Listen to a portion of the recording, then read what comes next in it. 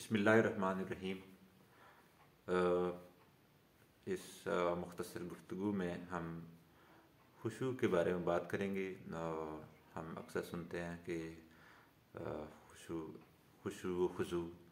یا خشوع سے نماز پڑھنی چاہیے، یا ہمیں انسان کو خشوع و خضوع اختیار کرنا چاہیے۔ تو خشوع کیا مطلب ہے، اس کا کیا مفہوم ہے، کس معنی میں اس سے ہمارے دینی لٹریچر میں استعمال کیا جاتا ہے؟ تو کچھ قرآنی آیات کی روشنی میں ہم دیکھتے ہیں کہ خشوع کا کیا مطلب ہے اللہ تعالیٰ کے کلام میں۔ ساتھ میں کچھ نبی صلی اللہ علیہ وآلہ وسلم کی حدیث بھی زیر بحث آئیں گی، جو کہ قرآن مجید کے معانی اور مفاہیم کو واضح کرتی ہیں۔ تو سب سے پہلی آیت جو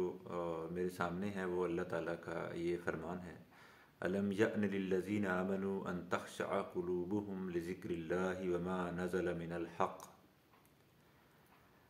مفہوم یہ ہے کہ کیا لوگوں پر وہ وقت ابھی تک نہیں آیا کہ ان کے دل اللہ کے ذکر کے سامنے بیٹھ جائیں،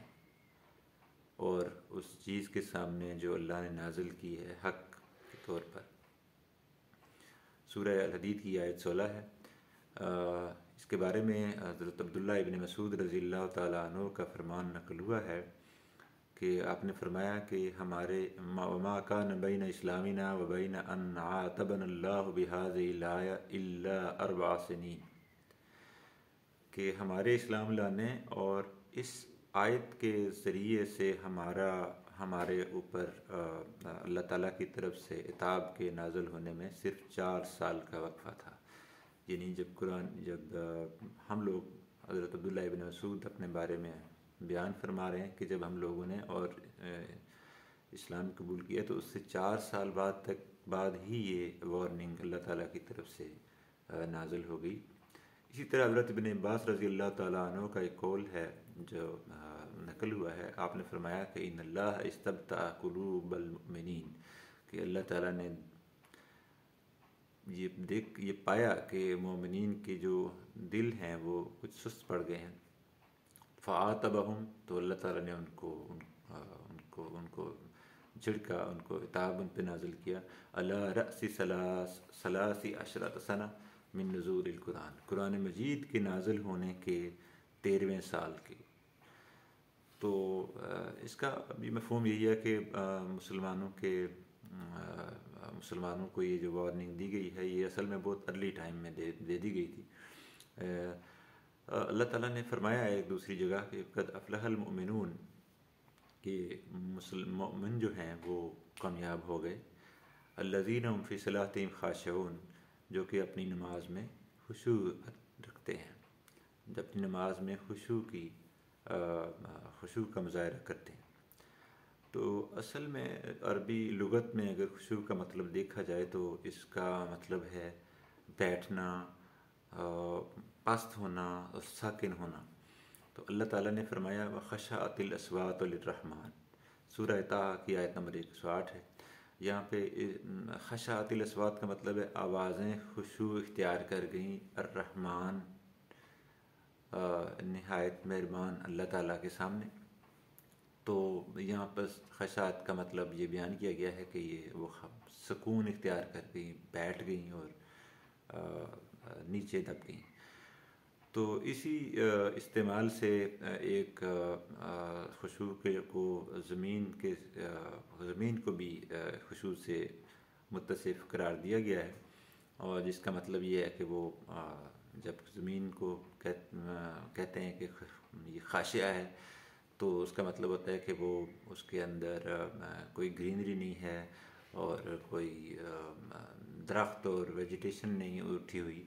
اور تقریباً خشک ہے۔ قرآن مجید میں ہی اللہ تعالیٰ نے فرمایا ہے کہ وَمِنْ آیاتِهِ، اور اللہ تعالیٰ کی نشانیوں میں سے ایک یہ ہے کہ أَنَّكَ تَرَى الْأَرْضَ خَاشِعَةً، کہ تم دیکھتے ہو کہ زمین خشک ہوتی ہے، فَإِذَا أَنزَلْنَا عَلَيْهَا الْمَاءَ، جب ہم اس پہ پانی نازل کرتے ہیں، اهْتَزَّتْ وَرَبَتْ، تو پھر وہ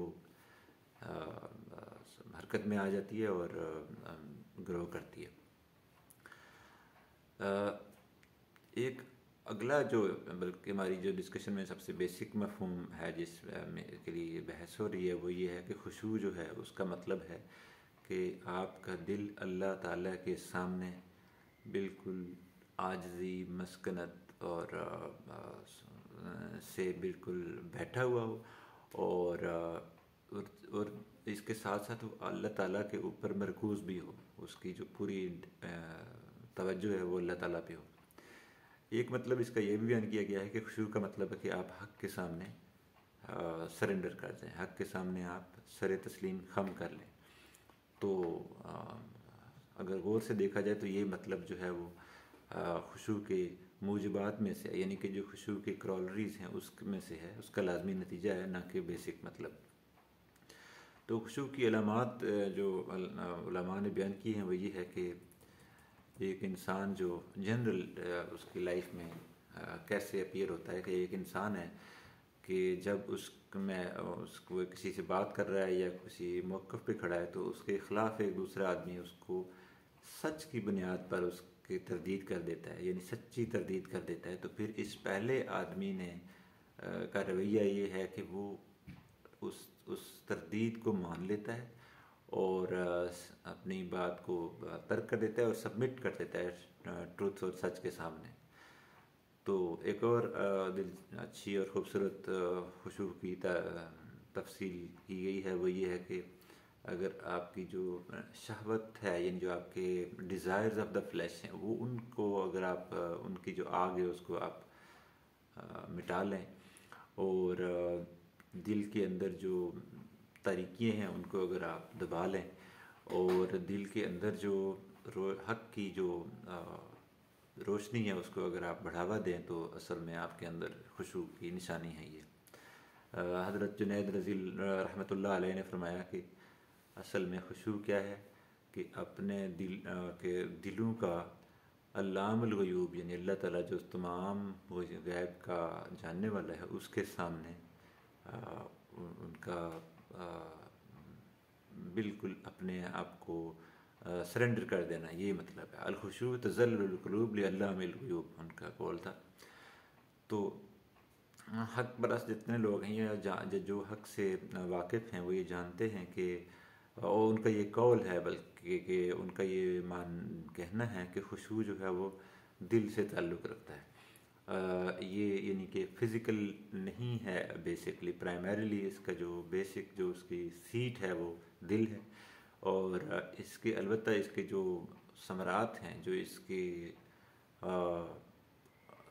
یعنی جو پریکٹیکل ایکسپریشن ہے جو اس کا، وہ اصل میں آپ کے آرگنز میں نظر آتا ہے۔ تو یہ اصل میں آپ کے دل میں ہوگا، لیکن جو آپ کے جوارے ہیں، جو آپ کی باڈی ہے، جو آپ کے مطلب لسان ہے یا باقی جسم ہے، وہ اس کو آپ کے دل کے اندر جو پایا جانے والا خشوع اور ہیوملٹی اس کو ایکسپریس کرے گا۔ نبی صلی اللہ علیہ وآلہ وسلم نے دیکھا ایک دفعہ اپنا فرمایا، ایک آدمی کو دیکھا کہ جو اپنی نماز میں اپنی داڑھی کے ساتھ ایسے ہی کھیل رہا تھا۔ تو اب آپ نے فرمایا کہ اگر اس انسان کا جو دل ہے نا اس کے اندر خشوع ہوتا تو اس کے جو باڈی آرگنز ہیں، جو اس کے جسم کے اعضاء ہیں، وہ بھی خشوع کا اظہار کرتے۔ تو مطلب یہ ہے کہ اس کے اصل میں دل میں خشوع نہیں ہے۔ نبی صلی اللہ علیہ وسلم نے ایک دوسرے مقام پہ یہ بھی فرمایا کہ التقویٰ ہاہنا، اور یہ کہتے ہوئے آپ نے اپنے دل کی طرف اشارہ کیا اور 3 مرتبہ یہ فرمایا اور اشارہ کیا۔ تو کچھ اہل علم کا کہنا ہے کہ اصل میں اگر آپ کے ظاہر میں کوئی اچھا آداب کا آپ اظہار کرتے ہیں تو وہ اشارہ ہوتا ہے اس کا کہ آپ کے اندر بھی اصل میں وہی حسن ادب موجود ہے۔ تو کچھ سلف نے، یعنی سلف صالحین میں سے کسی نے دیکھا کہ ایک آدمی جو ہے وہ بالکل جو ہے جھکا ہوا، اور باڈی کو اس نے اپنی کو بالکل جھکایا ہوا اور اس طرح سے چل رہا تھا۔ تو انہوں نے اسے کہا کہ اے بندے،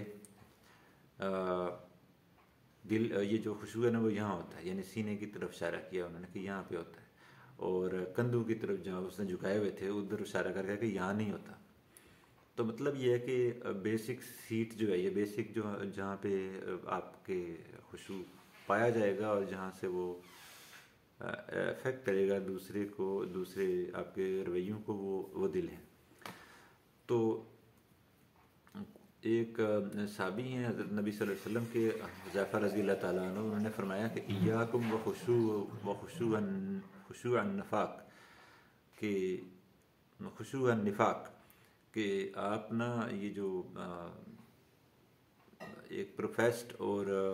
ظاہری قسم کا خشوع ہے اس سے بچے رہو۔ تو آپ سے پوچھا گیا کہ خشوع النفاق کیا ہوتا ہے؟ تو آپ رضی اللہ تعالیٰ نے فرمایا کہ اگر تم دیکھو کہ ایک آدمی کے جو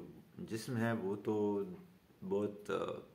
منکسر ہے، دبا ہوا ہے، لیکن اس کا دل جو ہے وہ، اس کے اندر کوئی خشوع نہیں ہے، والقلب لیس بخاشع، تو پھر وہ اس کا مطلب ہے کہ اس کے اندر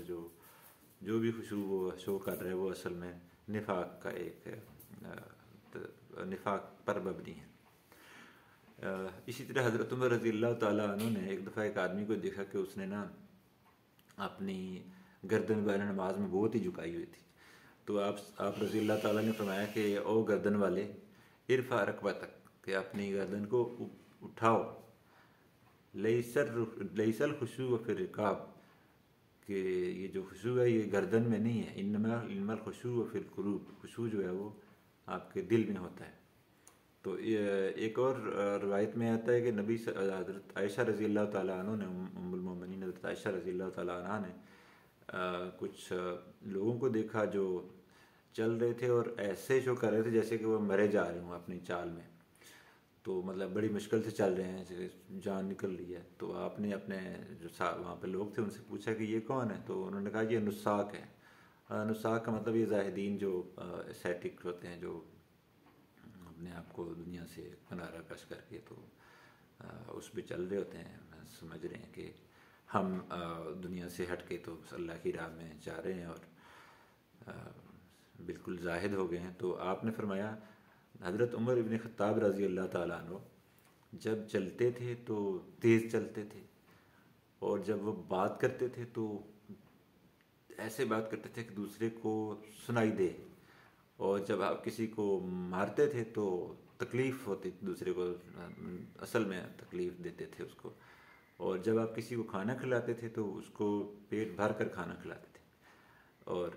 وہ حضرت عمر تھے اصل میں، وہ سچے ناسک تھے، وَقَانَ هُوَ النَّاسِقُ حَقًّا، کہ حضرت عمر جو تھے وہ اصل میں، انہوں نے فرمایا کہ یہ کوالٹیز تھی ان کی، اور وہ اصل میں ناسک تھے۔ یہ نہیں ہے کہ آپ مردہ کام کریں ہر طریقے سے۔ فضیل بن عیاض رحمہ اللہ کا فرمانا ہے کہ اسلاف اس بات کو مکروہ جانتے تھے، اس بات کو ناپسند کرتے تھے کہ ایک آدمی اس کے ظاہر سے اتنا خشوع ظاہر ہو جتنا کہ اس کے باطن میں موجود نہیں ہے۔ تو یہ بات اچھی نہیں ہے کہ آپ تھوڑا سا ظاہر میں زیادہ شو کریں اور اندر آپ کے کم خشوع ہو۔ اور اسی طرح سے حذیفہ رضی اللہ تعالیٰ عنہ نے فرمایا کہ سب سے پہلی چیز جو تم اپنے دین میں جس کی کمی پاؤ گے، جس کو مس کرو گے، وہ ہوگا خشوع، اور سب سے آخری چیز جس کو تم اپنے دین میں سے دیکھو گے کہ چھوٹ رہی ہے وہ ہے نماز۔ اور آپ نے فرمایا کہ وہ کتنے ہی نمازی ہوتے ہیں جن کی نماز میں کوئی بھلائی نہیں ہے، لا خیر فیہ، اور لگتا ہے کہ تم دیکھو گے، ایسا وقت آئے گا کہ تم دیکھو گے کہ ایک بڑی جماعت مسجد میں داخل ہوتی ہے اور ان میں سے کوئی ایک بھی ایسا آدمی نہیں ہے جو اصل میں خشوع رکھتا ہو اپنا دل میں۔ اسی طرح سے حضرت سہل نے فرمایا کہ من خشع قلبہ، جس ایسا آدمی جس کا دل تو خشوع رکھتا ہے، اور لم یقرب منہ شیطان اس کے قریب نہیں آ سکتا۔ تو اس کا مطلب ہے کہ اگر آپ کے پاس یعنی اس ساری آیات اور حدیث کا مطلب یہ ہے کہ خشوع جو ہے وہ اصل میں دل کا انقیاد ہے، دل کی تسلیم کرنا ہے حق کو، اللہ تعالیٰ کے سامنے حاضر اور اس کی پریزنس کا کانشیسنس ہے، اور اگر یہ ہوگا تو پھر آپ کے جو ظاہر ہے اس پہ بھی یہ ریفلیکٹ کرے گا۔